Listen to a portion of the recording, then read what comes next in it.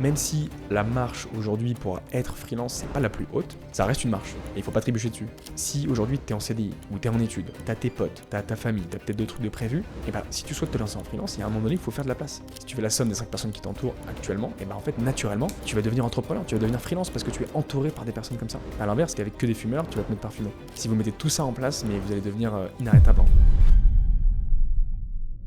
Bon les amis, on se retrouve dans un épisode que j'aime bien. On donne de la profondeur à nos sujets, de la profondeur à nos vies, de la profondeur à nos réflexions. C'est d'ailleurs pour ça, encore une fois, que j'ai renommé mon podcast L'Appel du Large. Et vous pouvez évidemment, je vous le rappelle, comme d'habitude, retrouver ces épisodes donc en format audio sur L'Appel du Large, sur toutes les plateformes, Deezer, Apple Podcast, Spotify, etc. Je vous le dis d'ailleurs, ceux qui sont sur YouTube, souvent j'ai des notes, et donc je regarde mes notes de temps en temps. Bon voilà, je vous mets un petit disclaimer. Mais si vous me suivez depuis un petit moment, vous devez commencer à savoir. Voyageant le monde, un rêve de nomade, de Paris aux éclats des vagues. Si tu arrives sur cette vidéo ou si tu arrives sur ce podcast, je me présente très rapidement. Je m'appelle Nicolas Dorfman, j'ai 26 ans, je suis entrepreneur et nomade. 100% nomade, j'aime bien le dire parce que j'ai vraiment pas de domicile fixe en fait. Voilà. Je suis entrepreneur, qu'est-ce que j'ai fait en tant qu'entrepreneur ? J'ai fondé Shape Room, qui est donc derrière ce podcast évidemment. Shape Room, c'est mon entreprise. C'est un écosystème où tu vas retrouver un bootcamp que j'ai appelé donc le Shape Camp, dans lequel en fait j'accompagne des salariés à se lancer en freelance en tant que média buyer. Donc je leur apprends le métier de média buyer avec des exercices, des quiz, des cas pratiques, des lives avec des cours. Et aussi derrière tu apprends à trouver tes clients. Donc tu crées ton offre de service, tu vas chercher tes clients et je t'apprends tout de A à Z jusqu'à les signer. Et dès que tu trouves ton premier client, tu te retrouves dans mon collectif de freelance, dans ma communauté. Donc ça c'est le deuxième pilier de Shape Room, c'est ma communauté, dans laquelle il y a plein de freelance experts. Voilà, on est sur Slack, on discute, il y a des masterclass tous les mois, on organise des co-living, des coworking, il y a des coachings 2 fois par semaine aussi sur Google et Meta, donc les plateformes publicitaires en ligne, pour que tu sois un vrai média buyer, un vrai freelance média buyer expert et que tu sois vraiment bon. Et après, au-delà de l'aspect professionnel, il y a aussi l'aspect perso. Comme je te l'ai dit, on fait des co-living, des coworking, des rencontres. Voilà, l'idée c'est aussi qu'on ait un groupe vivant, basé sur les mêmes valeurs, et qui permet de casser cette solitude que peut représenter le freelancing. Voilà. Où est-ce que j'ai connu ce métier, juste pour que tu puisses le savoir? Je l'ai connu il y a 5 ans, pendant le Covid, en agence à Paris. Et après, j'ai fait du freelance pendant 3 ans, où j'ai accompagné plein de boîtes, comme Nivea, Fnac, l'étudiant, mais aussi des indépendants, des startups, comme Goodvest. Et puis voilà, et j'en suis arrivé à lancer mon accompagnement, et à lancer aussi mon agence, qui s'appelle Shape Ads, mon agence spécialisée en media buying. Les présentations étant faites, on va pouvoir passer à notre sujet du jour. Alors, quel est notre sujet du jour ? Grosso modo, alors je ne sais pas exactement quel sera le titre, mais en fait le but, c'est de cibler le pourquoi tu ne vas pas au bout des choses. Tu vois, le pourquoi il y a un projet qui est là, une envie, il y a un truc, mais en fait, tu vas pas forcément au bout, tu ne réussis pas, ou alors tu échoues déjà, ou pas tu échoues, mais tu laisses tomber dès les premières étapes. C'est hyper important parce que je remarque beaucoup de personnes, y compris aussi mes élèves, qui parfois butent sur certaines étapes. Et donc on travaille ces sujets. Et c'est évidemment des sujets qui méritent de la profondeur, qui méritent du temps. Et c'est pour ça qu'on va fouiller un petit peu dans notre esprit et aussi ce qu'il y a dans notre corps. C'est l'objectif de ces épisodes, c'est de donner de la profondeur. Mais donc en tout cas, toi, si tu es sur cette vidéo, ou si tu écoutes ce podcast et que tu te reconnais là-dedans, en fait souvent, les symptômes, c'est tu as du mal à aller au bout des choses. C'est-à-dire que tu commences un projet, tu commences un truc, mais tu vas pas jusqu'au bout, tu le lances pas ce projet, tu vois. Tu te démotives facilement. Quand tu te mets devant une tâche, t'arrives pas à te concentrer plus de 15 minutes. Et quand tu regardes tout ce que tu dois faire aussi pour arriver à tes fins, pour lancer ce fameux projet, tu te dis putain, il y a trop de trucs, j'y arriverai jamais, et ça te démotive. C'est grosso modo ça les symptômes, et aujourd'hui on va résoudre ce problème. Donc là, je vais te donner 11 outils. 11, comme une équipe de foot. Je suis ton coach et je te mets sur le terrain. Numéro 9, c'est parti. 11 outils, 11 méthodes qui te permettront de devenir une autre personne en fait. Parce que au-delà d'être plus concentré, d'aller au bout des choses, d'être motivé, en fait c'est des outils et des méthodes qui te changent aussi de l'intérieur. C'est ça l'objectif. Parce qu'en fait, s'il y a un blocage extérieur, s'il y a un blocage au niveau de la réalisation de tes projets, de ta concentration, de plein de choses, c'est qu'il y a un truc à l'intérieur qui bloque. Évidemment. Alors là, l'idée c'est pas non plus de faire de la psychologie ou quoi que ce soit. Je le dis, disclaimer, je ne suis ni psychologue, ni thérapeute. Ok, voilà, je te divulgue seulement des outils, des méthodes que moi je mets en place, que j'ai testés et qui sont approuvés par moi-même, mais aussi validés par mes élèves. Et c'est des trucs qui fonctionnent. Donc voilà, mes petits disclaimers, je ne suis ni psychologue, ni thérapeute ou quoi que ce soit. Ok. Ce que je vais te présenter, ça va influencer ton monde extérieur, mais aussi et surtout, le but, c'est que ça influence ton monde intérieur. Parce que, je te le rappelle, je le répète de plus en plus souvent maintenant, pour influencer ton monde extérieur, il faut influencer son monde intérieur. Et donc, c'est parti. Déjà, les symptômes, je te le rappelle, tu te démotives facilement. Quand tu te mets devant une tâche, qu'est-ce qui se passe ? T'arrives pas à te concentrer plus de 15 minutes, c'est compliqué. Ok, ton téléphone, peut-être qu'il est là et tout. Bon, c'est des éléments extérieurs, mais ça peut venir de l'intérieur, comme on l'a dit. Quand tu regardes tout ce que tu dois faire pour arriver donc à tes fins, pour lancer un projet, tu dis putain, trop de trucs, j'y arriverai jamais, c'est impossible. Donc tu doutes, tu perds confiance en toi, tu te sens bloqué en fait. Il y a vraiment ce truc de tu stagnes en fait. Parce que parfois, là en l'occurrence, on va aussi cibler le fait de se lancer en freelance, hein, on va pas se mentir. Ce podcast et cette chaîne YouTube sont faites pour ça, pour apprendre le métier de média buyer, te lancer en freelance et aussi pour aller creuser ce qui se passe à l'intérieur. Et donc parfois en fait tu te sens bloqué, tu te sens coincé, tu stagnes, t'es dans le brouillard en fait. T'es là en mode mais putain, je vais me lancer en freelance, je sais pas par où commencer en fait. C'est vraiment ça, tu vois, avec presque cette même intonation. En mode mais putain, chier quoi. Non, on va pas dramatiser le truc, mais voilà, tu te sens en gros sans solution. C'est grosso modo ça, les symptômes. Donc, mes conseils pour arriver à tes fins. Donc là, on va prendre l'exemple de tu veux te lancer en freelance. C'est un gros projet quand même. C'est une grosse étape, c'est un changement de paradigme, c'est un changement d'identité aussi, une évolution de ton identité. C'est pour ça que je parle de l'intérieur. Et tout ça, il faut le considérer. Parce qu'en fait, moi, je trouve qu'il y a trop de personnes qui, aujourd'hui, sous-estiment cette marche. Même si la marche, aujourd'hui, pour être freelance, c'est pas la plus haute. Moi, je dis souvent que, en fait, le freelancing, c'est la première marche de l'entrepreneuriat. Ça reste une marche, tu vois. Et il faut pas trébucher dessus. Et en fait, il y a quand même une différence entre ta vie en tant que salarié et ta vie en tant que freelance. Et quand tu es freelance, tu es entrepreneur. Parce qu'en fait, quand tu crées ta micro-entreprise, même si c'est une micro-entreprise, d'ailleurs, il faudrait qu'il change de nom quand même. Hein. Mais en gros, dedans, tu as entreprise, déjà. Donc, tu gères une entreprise, c'est la tienne, elle est en ton nom. D'ailleurs, il me semble qu'en tant qu'auto-entrepreneur, et donc micro-entreprise, tu peux, il me semble, recruter un stagiaire ou un alternant, un truc comme ça. Hein. Donc, quand même, tu vois. Et dans auto-entrepreneur, comme je viens de le dire, il y a entrepreneur. Donc, il ne faut pas sous-estimer cette marche. Et en gros, souvent, on a l'impression que c'est notre monde extérieur qui change, les responsabilités, l'argent, la liberté, plein de choses comme ça, mais en fait, c'est d'abord l'intérieur qui change. Et ça, il y a beaucoup trop de personnes qui le sous-estiment. Moi, je le vois chez mes élèves et je le vois potentiellement. Alors, je vais pas creuser toutes les formations qu'il y a aujourd'hui en ligne et tout machin, mais je ne vois pas trop de formateurs parfois qui en parlent. Pourtant, ça mérite plus de visibilité, tous ces sujets-là. Et c'est pour ça d'ailleurs que je fais ces épisodes. Ces épisodes un peu tranquilles, chill comme ça, on est entre nous. Il manque plus qu'un petit feu derrière. Bon, là, si t'es sur YouTube, tu vois très bien que les décors sont pas fous. Pour petit contexte d'ailleurs, et puis on va attaquer les conseils, hein, je parle beaucoup. Mais là, je suis au milieu de nulle part, au Portugal. J'ai d'ailleurs la fenêtre ouverte, donc si t'entends des oiseaux, c'est normal, mais ça te fait une petite ambiance sympa. Si t'es dans le métro d'ailleurs, à Paris, ça peut te faire du bien d'entendre des oiseaux. Donc là, voilà, je suis au milieu de nulle part. Mais quand je te dis au milieu de nulle part, je suis vraiment paumé en plein milieu du Portugal, à 2 heures de route de Lisbonne. Je suis dans une sorte de bourgade ou un lieu-dit, tu vois, où il y a genre 4 ou 5 maisons habitables, tu vois. Alors vraiment, sans déconner, hein. Je pense que j'ai vu 4 habitants, tu vois. Je suis vraiment paumé, quoi, au milieu de nulle part. Et donc, j'ai loué un appartement. C'était le but, hein, d'ailleurs, je me suis pas retrouvé là par hasard. Le but, c'était de m'exiler un peu, d'être tranquille tout seul pendant 2 semaines, voilà, de kiffer un peu la vie. Je vais rester en tout 1 mois, mais je vais être tout seul pendant 2 semaines.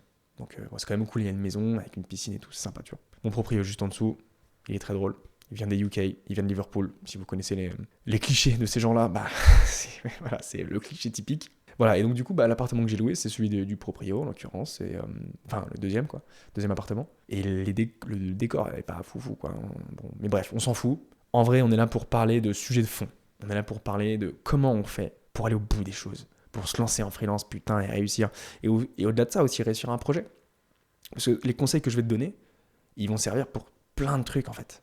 Tout ce que tu fais dans ta vie qui a de l'impact ou qui a du sens pour toi, tu vois. Ou qui a de l'importance, bref. Tout ce qui représente cette marche. Okay, et moi, je l'utilise aussi en tant qu'entrepreneur, moi aussi. Moi, je ne les ai pas utilisés d'ailleurs en tant que freelance parce que je ne connaissais pas tout ça. Ça fait quoi ? Ça fait 2 ans que je connais ces outils et ces méthodes et que je mets en place et qui, je trouve, me réussit bien. Première chose, pour moi, c'est le socle. Le socle de tout, mais de tout ce qu'il y a ensuite et de tout ce que tu vas entreprendre. Ça se résume en un mot, en un seul mot, mesdames, messieurs. C'est ce qu'on appelle la vision. C'est assez connu et j'en parle très souvent, moi, sur mes vidéos. Donc peut-être que je me radote, mais c'est pour une bonne raison. Si tu l'as pas fait ta vision, fais-le en fait. Si tu veux te lancer en freelance et que tu n'as pas de vision, écris ta vision. Alors qu'est-ce que c'est une vision du coup ? Je m'explique. C'est tout simple. Hein. C'est par exemple toi et ta vie dans 1 an, 2 ans, 3 ans. Moi ce que je recommande c'est d'écrire une vision, donc sa vie idéale, hein, c'est ça, hein, ni plus ni moins que sa vie idéale, dans 3 ans. Donc là à l'heure où j'enregistre ce podcast, on est le 9 juillet 2025. Et donc du coup on va se dire qu'on est le 9 juillet 2028. On se met dans le contexte, on se met en situation. Et donc il faut écrire qui on est le 9 juillet 2028. Qu'est-ce qu'on fait ? Qu'est-ce qui nous définit ? C'est quoi notre impact ? Combien on gagne ? Tout et n'importe quoi, entre guillemets. Notre vie perso comme notre vie pro. Plus vous allez apporter du détail, plus votre cerveau il va y croire. Et je vais vous expliquer pourquoi la vision est importante. C'est pas juste on écrit pour faire du bien, enfin, je vais vous expliquer pourquoi. Déjà, je vous explique comment ça se passe. Vous écrivez tout ça, en mode voilà, je suis en couple avec telle fille, tel mec, c'est incroyable, je gagne 5 000 euros par mois, 10 000 euros par mois, je vis je ne sais où, à l'autre bout du monde, ou à Paris, bref, peu importe. Ce qui vous fait rêver, c'est vraiment ça, c'est le mot rêve. Et moi, je vous recommande de faire à 3 ans, parce que 3 ans, c'est votre cap. Je donne souvent cet exemple, si vous n'avez pas de vision, c'est comme si en fait vous montez dans la voiture, mais vous savez pas où vous allez quoi. Vous prenez la route, et vous n'avez pas de GPS, vous êtes là, bah, on roule quoi. Juste on roule. Mais c'est bizarre quand même, on est d'accord. Je sais pas. Ou c'est comme si tu prenais un train mais tu connais pas la destination en fait. Enfin, faut que tu connaisses ton cap, tu vois. Autre exemple, autre image, t'arrives devant une montagne, t'imagines tu fais une randonnée, tu vas monter une montagne. Bah tu sais où tu vas, tu sais ce que tu vas atteindre, il y a un sommet, il y a un lac, j'en sais rien, mais tu sais grosso modo ce que tu vas faire quoi. Bah la vision c'est ça qui est intéressant avec ça, avec cet exercice. Et 3 ans pourquoi ? Parce que c'est ni trop loin ni trop proche. Donc c'est assez loin pour nous permettre de rêver. Parce que si t'es trop proche, c'est très pragmatique, c'est très en mode ok, je veux faire ci, je veux faire ça. C'est aussi l'objectif, on va le voir juste après. Et c'est ni trop loin, parce que des fois, quand tu te projettes à 5 ou 10 ans, quand t'as jamais fait ça, ça peut être compliqué quand même. On va pas se mentir.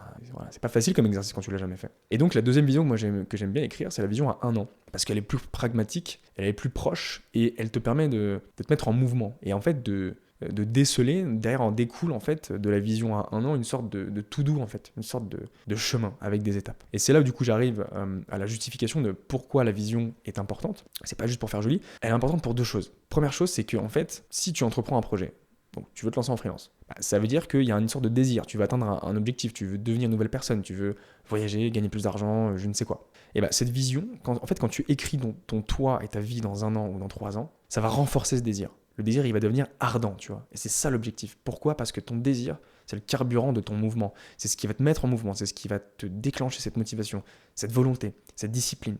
Parce que tu sais pourquoi tu le fais. En fait, tu sais où tu vas, tu vois. Tu as un cap, tu dis mais moi je vais là-bas en fait. Moi je veux devenir cette personne. Et c'est ça qui commence à te mettre en mouvement comme une locomotive, tu vois, que tu pousses et qui commence à avancer tranquillement mais sûrement. Ça, c'est la première chose. Deuxième chose, ça, c'est purement neurosciences. C'est basé sur les neurosciences que je vous dis. Et il y a un livre qui en parle très bien.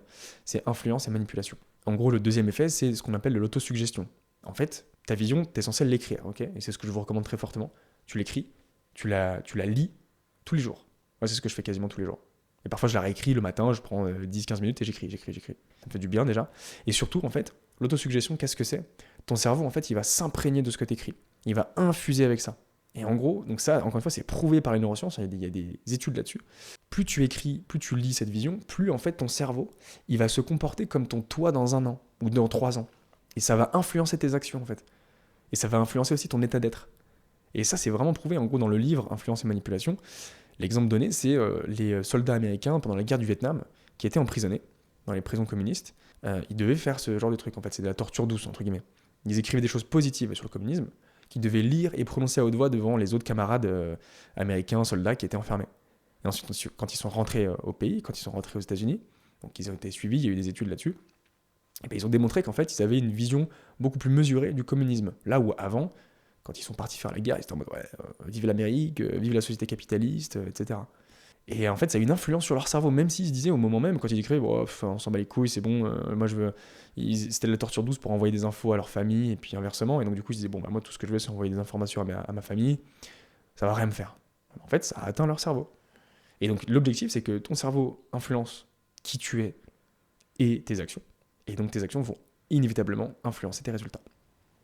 Voilà, donc ça, c'est le premier conseil. Deuxième conseil, c'est ce qu'on appelle le pourquoi, le why. Donc ça, je pense que, à mon avis, c'est plus connu que la vision.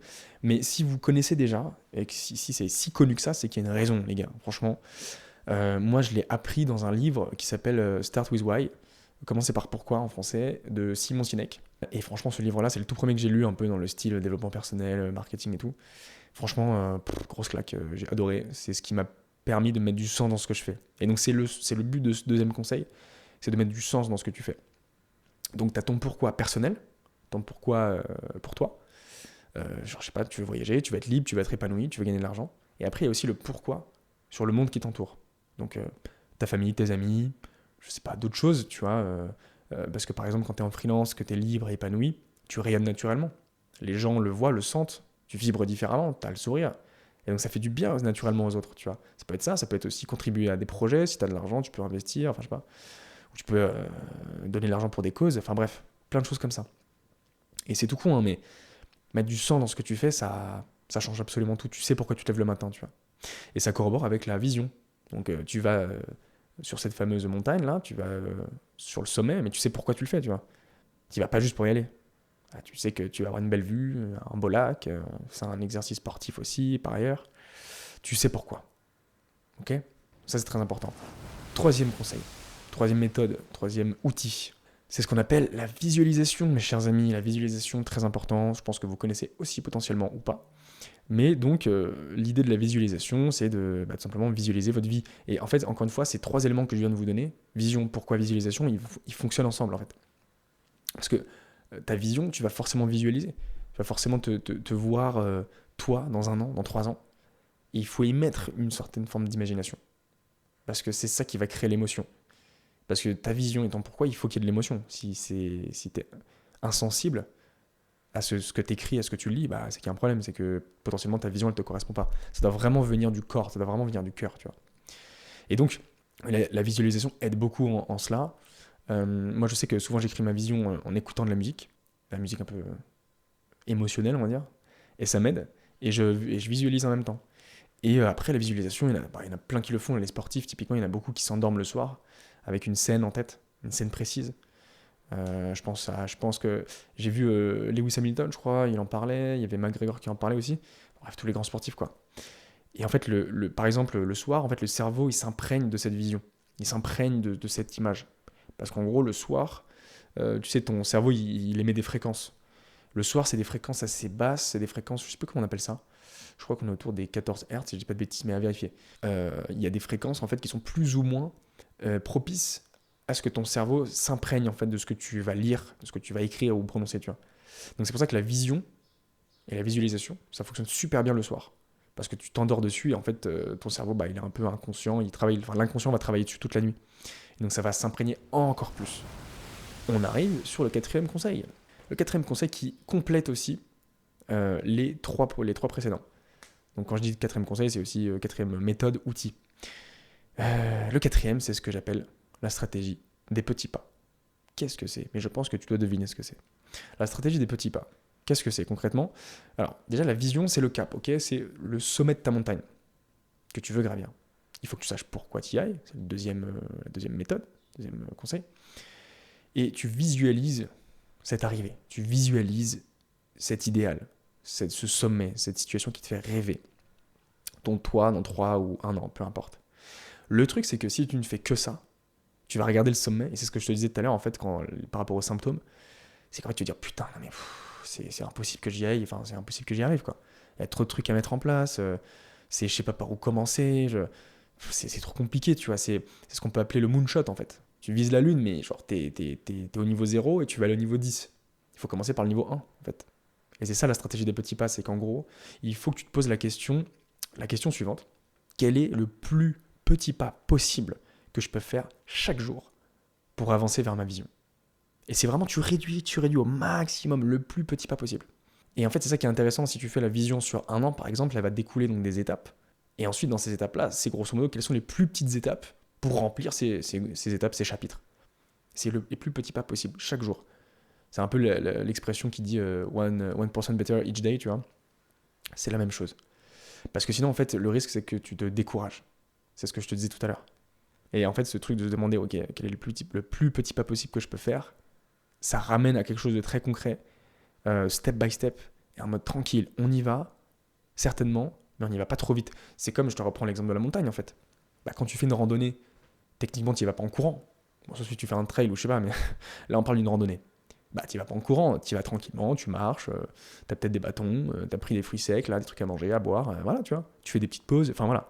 C'est pas à pas, étape par étape. Stratégie des petits pas. C'était donc la 4e méthode. Et on verra juste après, il y a une loi, donc c'est le 6e conseil, qui complète cette stratégie des petits pas, qui va venir renforcer tout ça. Ok ? Mais avant, on passe au 5e. Le 5e conseil, c'est ce qu'on appelle le fear setting. C'est en gros, tu te mets face à tes peurs. Parce que quand tu entreprends un projet, te lancer en freelance par exemple ou autre chose, tu as forcément des peurs, tu as forcément des doutes. Et c'est très drôle parce qu'il y a 2 types de peurs. On pense souvent à la peur de l'échec, la peur d'échouer, qui est très français d'ailleurs. Comme ça, on en reparlera une prochaine fois. Je pense que je vous ferai un épisode sur le livre Les vertus de l'échec. Mais c'est très français ce truc de il faut absolument pas échouer. C'est ce que j'en parlais dans un autre épisode, le fast track versus fail fast. Le fast track, c'est typiquement français, c'est le plus rapidement sur les rails. Bah, ça se traduit par des diplômes. Ça se traduit par, en fait, on blâme l'échec. L'échec, c'est grave. Voilà, c'est un peu ce qui revient malheureusement. Donc il y a la peur de l'échec et la peur de réussir en fait. Moi, j'ai pas mal d'élèves qui me disent, en fait, moi, j'ai pas forcément peur d'échouer. J'ai peur de la réussite. C'est-à-dire que si je prospecte et je trouve un client, c'est ça qui me fait peur, en fait, de trouver un client, de réussir.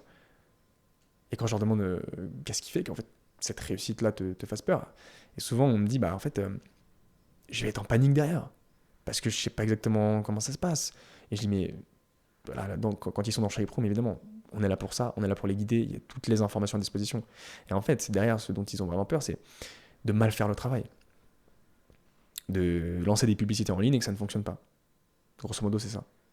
Et c'est très drôle parce qu'en fait, c'est la peur d'échouer qui se cache derrière la peur de la réussite. Enfin, c'est la réussite en step 1, mais derrière, c'est la peur d'échouer le travail, quoi.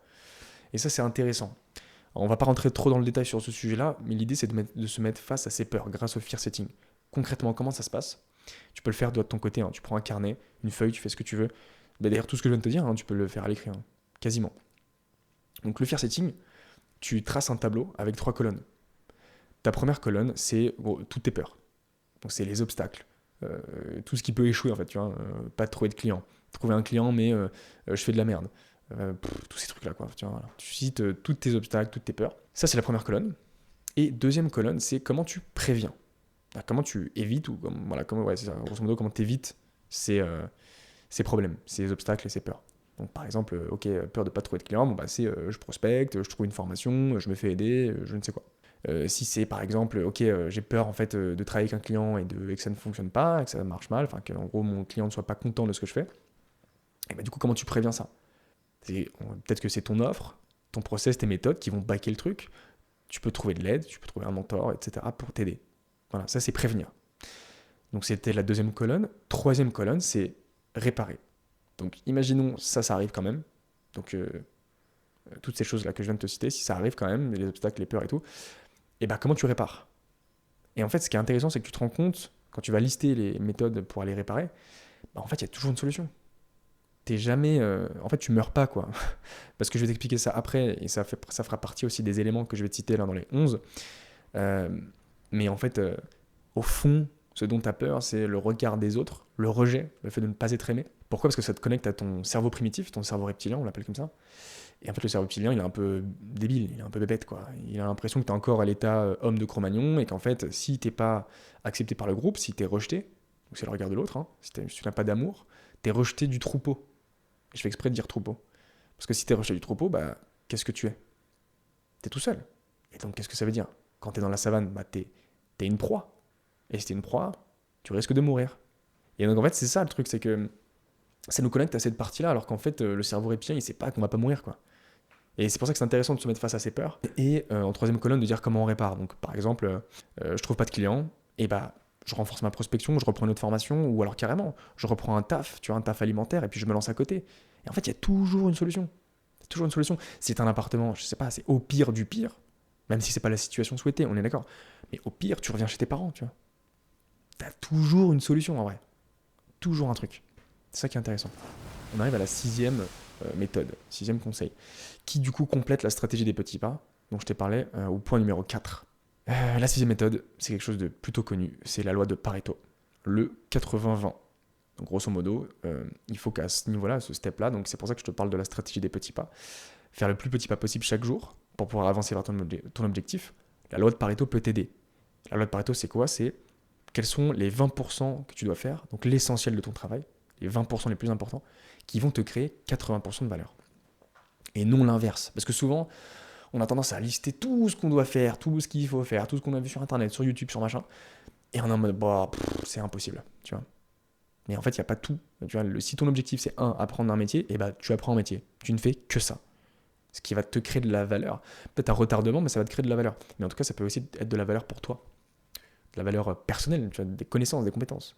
Et après, si ton objectif, c'est d'aller trouver des clients, tu ne fais que ça, en fait. Tu vas pas commencer à faire Je sais pas, tu vois, par exemple, des fois, j'ai des élèves qui passent des heures et des heures à faire une bannière LinkedIn. LinkedIn, pardon. Il y a quelqu'un qui m'a fait remarquer que je dis LinkedIn. Je sais pas pourquoi je dis ça comme ça. LinkedIn. T'imagines, tu passes des heures sur une bannière qui, en vrai, ça va être quoi l'impact versus un message que t'envoies, tu vas sur un salon, tu vas rencontrer des gens, tu travailles... Enfin, tu vois, il y a tellement d'autres choses à faire. La prospection sur LinkedIn et tout. Bref, et c'est pour ça que la loi de Pareto est très intéressante à ce niveau-là. C'est qu'elle te permet de faire de la place. C'est ça qui est intéressant. Et j'insiste sur le faire de la place. Parce qu'en fait, non seulement elle s'applique à ce que tu fais, concrètement, pour te lancer en freelance par exemple, mais elle s'applique aussi à ta vie. C'est-à-dire que si aujourd'hui t'es en CDI, ou t'es en études, t'as tes potes, t'as ta famille, t'as peut-être d'autres trucs de prévus, et ben si tu souhaites te lancer en freelance, il y a un moment donné, il faut faire de la place.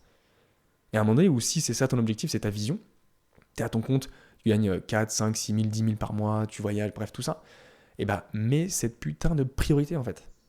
Et ça doit représenter du coup les 20% essentiels. Je dis pas qu'il faut tout couper, évidemment, mais il faut certainement faire de la place. C'est comme moi je suis accompagné par un coach, il m'a donné une métaphore que je trouve très parlante pour ça. C'est la métaphore du jardinier. En gros, le jardinier, quand il plante, quand il fait pousser une plante, il doit enlever les mauvaises herbes autour. Sinon la plante elle meurt. Elle pousse pas ou elle meurt, tu vois. C'est la même chose. Dans ta vie, si tu veux faire pousser quelque chose, il y a peut-être 2-3 plantes, 2-3 trucs à enlever à droite à gauche. C'est important à prendre en compte parce qu'il y en a des fois qui reculent devant leur projet parce qu'en fait, ils estiment que c'est plus important de sortir un samedi soir, par exemple. Je dis pas qu'il faut pas le faire, mais il faut juste revoir ses priorités et la loi de Pareto aide beaucoup. 7e méthode, et surtout ça c'est un concept à comprendre. Alors je me suis spoilé, hein, parce que je l'ai déjà expliqué. Mais c'est comprendre le mécanisme du cerveau reptilien. Alors là, j'en ai parlé sur les peurs, qui développent c'est un mécanisme au niveau des peurs.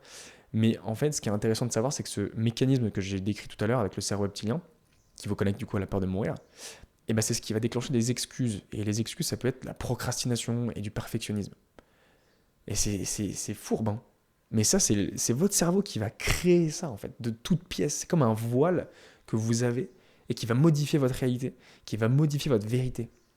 Vous accordez plus d'importance à une bannière LinkedIn, alors qu'en fait, ce que vous devez faire, c'est trouver des putains de clients, quoi. Moi, je me rappelle en plus quand je me suis lancé en freelance, mon LinkedIn c'était zéro. Enfin, j'avais une photo pro, je crois, une bannière, je sais même pas de bannière, je crois. Et j'étais pas présent sur LinkedIn ou quoi que ce soit, bref. Et ça marchait quand même, tu vois. J'avais même pas de portfolio, de présentation, de pitch deck, comme on peut appeler. J'avais rien de tout ça, et pourtant, ça m'empêchait pas d'aller signer des clients, quoi. Donc tout ça pour dire que le cerveau reptilien, face à ça, en fait, face à cette peur de la mort, en fait, hein, parce que vous êtes rejeté, encore une fois, je vous refais le schéma, il y a cette peur qui se déclenche, c'est très souvent lié au regard de l'autre, votre client, votre prospect, vos amis, vos collègues, peu importe.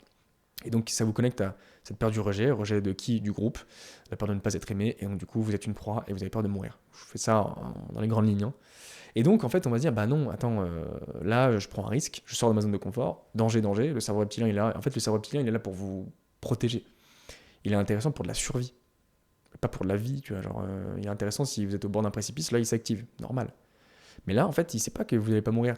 Et donc, du coup, en fait, il déclenche de la procrastination. Il remet à demain certaines choses. Il déclenche du perfectionnisme aussi. Non, mais attends. Ça, faut que ce soit bien fait parce que sinon, en fait, on va être mal vu. Typiquement, bannière LinkedIn. Bannière LinkedIn, c'est quoi? C'est purement simplement le regard de l'autre. Parce qu'on se dit, mais mon prospect, s'il va voir mon profil LinkedIn et puis c'est pas optimisé, il va dire que je suis une merde. Enfin, grosso modo, c'est ça. Parce que ce dont on a peur vraiment au fond, quand on se lance en freelance, c'est que notre prospect nous dise, écoutez, monsieur Nicolas Dorfman, vous êtes une énorme merde. En fait, c'est de ça dont on a peur. On a peur que notre client il nous dise ça, mais ça ne peut pas arriver. Enfin, sauf si vraiment vous faites de la merde et que là, il y a un gros clash, mais ça m'étonnerait quand même, hein, franchement. Mais c'est de ça dont on a peur. Alors que le client, il va jamais vous dire ça. Enfin, je veux dire, Et je fais exprès de dire ça comme ça, de dire, vous êtes une merde, parce qu'en fait, vous vous en rendez bien compte que c'est pas crédible. 8. Tout bête, mais très important. Être indulgent envers soi-même. Alors pourquoi je dis que c'est quand même important? Parce qu'en fait, aujourd'hui, surtout sur les réseaux sociaux, on voit ce truc de hustle mode. En mode, t'avances quoi qu'il arrive, faut se faire du mal, quoi, tu vois, faut y aller, c'est la discipline, même si t'en as pas envie, et bam, bam, bam. Alors, je pense qu'il y a une part de ça, oui. Pour moi, c'est une évidence. Mais il faut en fait jongler entre le hustle mode, le en mode le boom, on avance, il y a la vision, le pourquoi, le fear setting, la loi de Pareto, tout ça. Mais d'un autre côté, parfois il y aura forcément des hauts et des bas. Il y a des moments où tu vas être dans la merde, des moments où tu vas être plus bas que terre, tu seras dans le brouillard, tu seras en train de chialer peut-être. Et c'est là où il faut être indulgent, c'est là où il faut se câliner. Il ne faut pas se dire non mais je devrais pas être comme ça, je devrais pas être dans le brouillard, je devrais pas baisser les bras. Il faut comprendre. Il faut laisser de la place à ces émotions qui peuvent être connotées comme négatives. Parce qu'en fait, si tu mets ça sous le tapis, ça ne va faire que grossir. C'est comme si ton appartement il est sale, t'as de la poussière par terre, tu mets la poussière sous le tapis. Ah, la poussière, elle est là, hein, elle reste, elle bouge pas, hein, voire même elle va s'accumuler en fait. Et à un moment donné, il va falloir soulever le tapis. Et là, tu vas dire, oh putain, il y a plein de poussière. Et c'est pour ça qu'il faut laisser de la place à ces émotions-là. Il faut laisser de la place à ces trucs négatifs. Au contraire, il faut regarder. Il faut aller voir, il faut mettre de l'amour sur ces émotions négatives. Parce que si elles sont là, c'est qu'il y a un intérêt, c'est qu'il y a une utilité. C'est pas pour rien. Donc il faut pas les dire non, je devrais être comme s'il faut. Ça sert à rien d'être brave en fait. Il faut juste comprendre. Il faut aller voir ce qui se passe. Tu vois, c'est comme quand on est petit, on a peur du monstre sous le lit. Et donc en fait, si on est brave, ben, on n'allume pas la lumière, mais on va aux toilettes et puis hop, on se lève et c'est bon. C'est bon, le monstre il m'a pas mangé. Mais ce qu'il faut faire, c'est allumer la lumière. Tu regardes sous le lit, puis t'as pas de monstre en fait. Et je trouve que laisser de la place à ces émotions-là négatives, ça les décrédibilise et c'est comme si tu les mettais en fait au soleil et ça fond au soleil, tu vois. Parce que tu y accordes de l'importance et tu laisses de la place aussi à ces émotions au lieu de les refuter, tu vois. Encore une autre image, j'adore les images, mais c'est comme s'il y a ton facteur qui toque, tu vois. Il toque, à un moment il a un colis pour toi, mais toi tu l'ouvres pas en fait. Enfin, t'en trouves la porte, il fait non, j'ai pas envie de vous voir, et boum, tu refermes. Mais le gars, il sera là, hein. Si je peux donner une image un peu plus vénère, c'est le fisc, l'huissier qui toque à ta porte, tu vois. Là, c'est plus violent, là. Donc, enfin bref, voilà. Donc, il faut être indulgent avec soi-même, se faire des câlins, quoi. Accepter que le chemin, il peut être compliqué. Ok, il y a des hauts et des bas, c'est comme la bourse, ça fluctue comme ça fait haut, bas, mais la tangente, elle sera toujours vers le sommet. Ensuite, l'environnement. L'environnement, ça c'est un autre concept qui est ultra important, et je pense que tu le devines avec juste le nom environnement. Qu'est-ce qui va faire que tu vas réduire ces symptômes? Donc je te le répète, hein, perte de confiance en toi, les doutes, tu te sens bloqué, tu stagnes, tu es démotivé facilement, quand tu te mets devant une tâche, tu n'arrives pas à te concentrer, quand tu regardes ce que tu dois faire, tu te démotives. Bon, il y a déjà tout ce que je t'ai dit, mais il y a aussi l'environnement. L'environnement naturel et social. Donc typiquement, moi je te prends deux exemples d'élèves que j'accompagne. Tom Soa, par exemple, qui lui vit chez ses parents, il a 18 ans, il est étudiant, enfin il était étudiant, maintenant il est freelance. Lui, par exemple, on a fait un co-living au mois de mai, on a organisé avec Shaipro un co-living au Maroc, et on était 8 freelance et entrepreneurs. Et quand il est revenu chez lui, chez ses parents, dans sa chambre, il m'a envoyé un message, il m'a dit « Putain Nico, c'est dur, j'arrive pas à me concentrer, je me démotive, il y a plus cette énergie, enfin, compliqué quoi. » Et tout simplement parce qu'en fait, il est revenu dans son environnement naturel de base, où justement, quand tu te lances en freelance, t'évolues, t'as une nouvelle identité, tu vas chercher cette nouvelle identité, ce nouveau toi. Et donc si tu es ou tu retournes dans un environnement qui était le tien auparavant, mais qui n'est plus toi aujourd'hui, et ben il y a une sorte de dissonance qui peut se créer. Et donc au-delà de l'environnement, tu as aussi l'environnement social. Donc quand je te disais Tom Soa, il était en co-living avec nous, là au Maroc, il y avait certes l'environnement changeant, il me disait voilà, j'étais dans le coworking café qu'on fréquentait pas mal. Il me disait mais c'était, je sais pas, il y avait une ambiance, il y avait un truc, une énergie où j'arrivais à me concentrer. Et en plus de ça, environnement social, tu es entouré par que des freelances et des entrepreneurs. En fait, c'est logique, tu es la somme des 5 personnes que tu fréquentes le plus. Donc, si tu fais la somme des 5 personnes qui t'entourent actuellement, et ben en fait, naturellement, tu vas devenir entrepreneur, tu vas devenir freelance parce que tu es entouré par des personnes comme ça. À l'inverse, si t'es avec que des fumeurs, tu vas te mettre à fumer, pardon. Et ça, c'est prouvé aussi scientifiquement, hein. Et c'est ce qu'on peut appeler aussi le cerveau collectif. Ton cerveau, il va infuser avec le reste, avec les autres. Et ça déclenche de la motivation, tu te partages des solutions, tu fais aussi ce qu'on appelle de l'accountability. Tu vois, si tu vas chercher des personnes, tu te lances en freelance demain, ok ?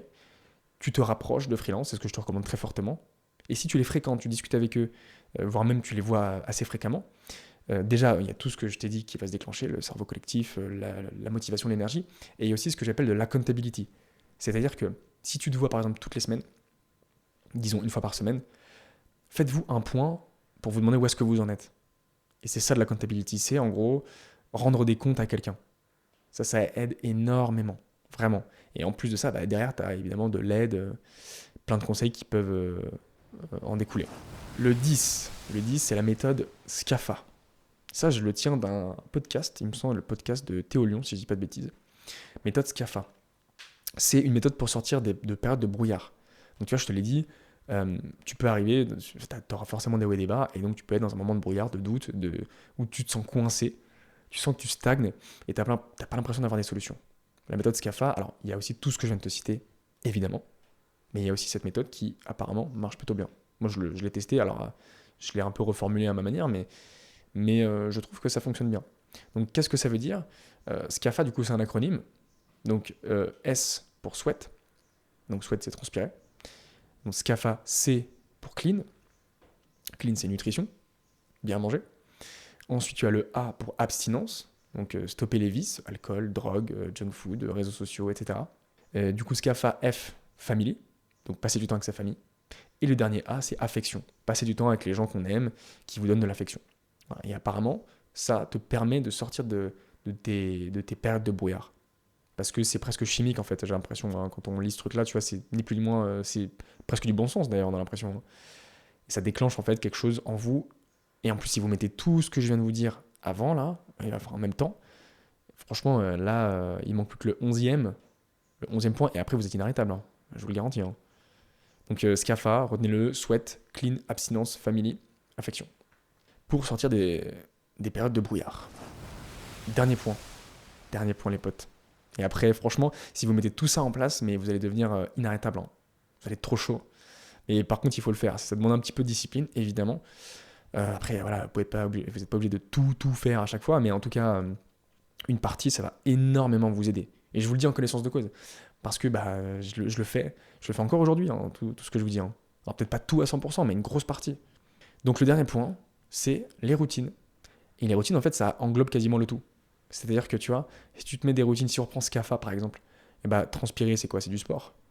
Donc du coup, routine de sport, routine sportive. Clean, nutrition, pareil, c'est une routine nutritionnelle. Abstinence, stopper les vices, ça peut être une routine. Voir ses potes, avoir de l'affection, ça peut être une routine.